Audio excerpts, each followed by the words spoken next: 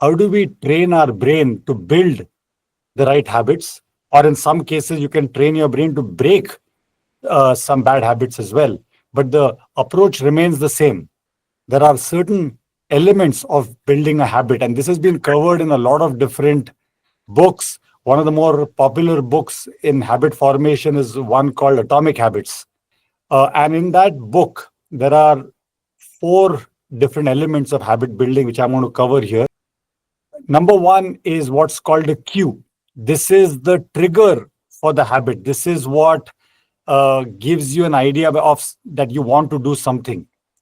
And our brain has two parts. One is called the hippocampus, and one is called the amygdala. The hippocampus has this is associated with memory. And so, for example, you see your friends hanging out, and it's time. Maybe for some people, it's time to go get a smoke because your hippocampus is associated hanging out with friends with smoking. And then the amygdala is a different part of the brain that actually gives that memory some emotional weight. For example, there are certain things your amygdala will say, I associate that with a good feeling, or I associate that with a bad feeling. Again, as an example, anytime you see a microphone, people who have issues with public speaking and are nervous about it, the moment they see a microphone, there's a negative connotation in their head about it.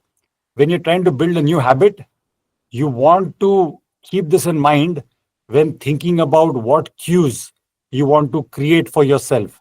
There are a couple more examples of cues. When your phone has this ting, it's either a WhatsApp message or it's a social media alert. That's a cue for us to do something. Oh, you know what? I want to go check my phone. Similarly, the post-meal walk.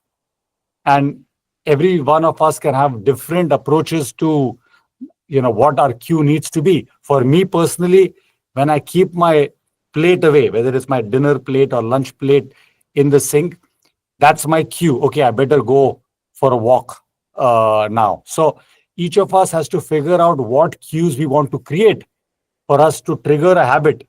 But keep in mind, you want to find cues that you associate with a positive feeling.